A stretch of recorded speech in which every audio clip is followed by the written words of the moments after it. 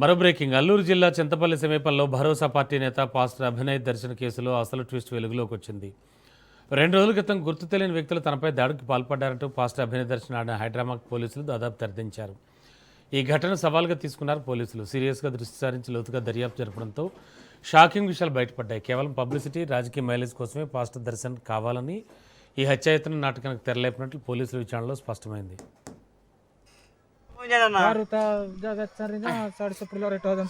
తొందరగా ఫోన్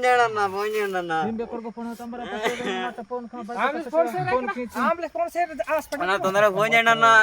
తాగండి గారు వాటర్ తాగండి గారు. తొందరగా తొందరగా ఫోన్ చేయండి అన్న.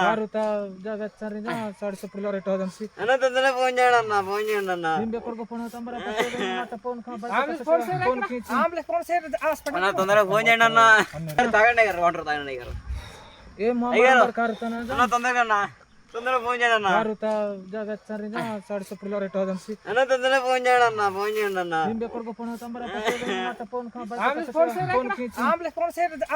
తొందరగా ఫోన్ చేయండి అన్న. తాగండి గారు వాటర్ తాగండి గారు.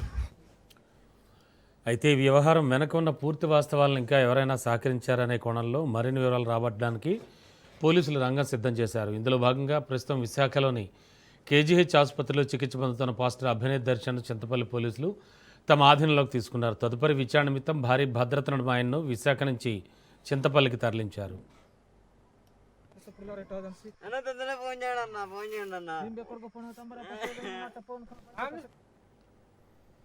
ఇదే విషయానికి సంబంధించి లేటెస్ట్ ఇన్ఫో అందించడానికి మా కరెస్పాండెంట్ కిరణ్ సిద్ధంగా ఉన్నారు. కిరణ్, ఈ పాస్టర్ అభినయ్ ఉదంతం ఏంటి, అసలు ఏం చెప్తున్నారు పోలీసులు?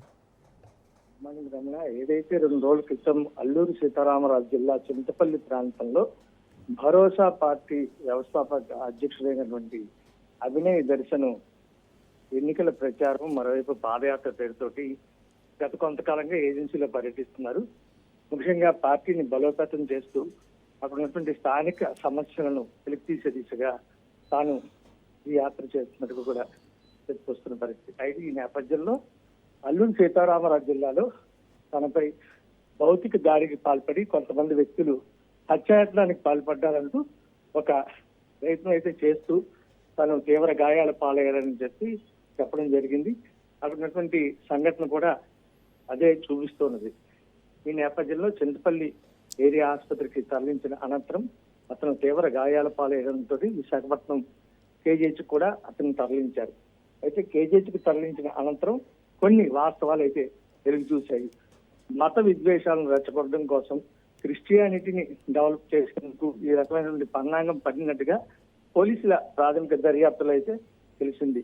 అతని అనుచరులు ఎవరైతే ఉన్నారో వీళ్ళందరూ కూడాను కావాలనే ఈ రకమైనటువంటి కుట్ర పన్ని తనపై భౌతిక దాడి తానే చేయించుకొని ఈ రకమైనటువంటి పన్నాగం పడినట్టుగా కూడాను పోలీసుల ప్రాథమిక దర్యాప్తులు విచారణలో తేటతెల్లం కావడంతో నిన్న కేజీహెచ్ ఉన్నటువంటి అభినయ్ దర్శన్ నేను రాత్రి సుమారు 12-1 గంటల ప్రాంతంలో పూర్తిస్థాయి విచారణ కోసం చింతపల్లి పోలీసులు అతన్ని అదుపులోకి తీసుకొని చింతపల్లి కూడా తరలించడం జరిగింది. మరి కాసేపట్లో పాడేరులో కానీ లేదంటే చిన్నపల్లిలో కానీ పోలీసులు పూర్తిస్థాయిలో విచారణ అనంతరం మీడియా సమావేశాన్ని ఏర్పాటు చేసి వాస్తవాలను కూడా స్పష్టం చేసే అవకాశం అయితే కనిపిస్తుంది.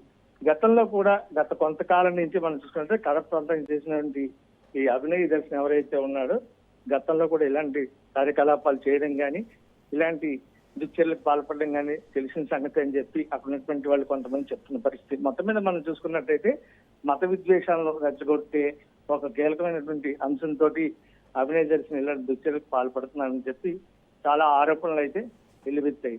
గత 2 రోజుల నుంచి జరిగిన పరిణామాలు చూస్తున్నట్టయితే గతంలో ఏదైతే పగడాల ప్రవీణ్ ఎవరైతే ఉన్నాడో తన హత్యకు సంబంధించి కూడా చాలా వివాదాస్పదం జరిగింది. 2022లో కాకినాడలో జరిగిన ఒక సమావేశంలో కూడా ఈ అభినయ్ దర్శన్ ఒక సమావేశాన్ని ఏర్పాటు చేసి తాను ప్రజలకు భరోసా ఇస్తూ ఒక పార్టీని ఏర్పాటు చేస్తానని చెప్పి కూడా ప్రకటిస్తూ ఈ రకమైనటువంటి కార్యకలాపాలు చేస్తున్న పరిస్థితి అయితే తెలుస్తుంది. Ramana. Okay, thank you Kiran.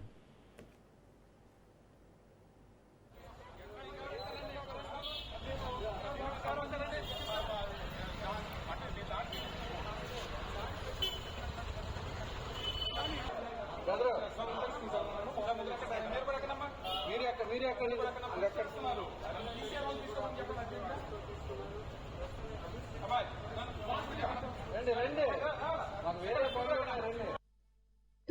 Bharosa political పార్టీలో నేను ఆంధ్రప్రదేశ్ రాష్ట్ర అధ్యక్షుడిగా ఉన్నా. ప్రజల్లో చైతన్యం తీసుకొస్తున్నా. ఓటుకు నోటు తీసుకోకూడదని చైతన్యం తీసుకొస్తున్నా. దొంగ నాయకుల్ని తరిమి కొట్టాలని చెప్తున్నాను. ఒక న్యూ చేంజ్ తీసుకొచ్చే ప్రయత్నం చేస్తున్నా. ఈరోజు నేను నడుస్తుంటే ₹1 డబ్బు పంచకుండా వందలాది మంది ప్రజలు నా వెనక నడుస్తున్నారు.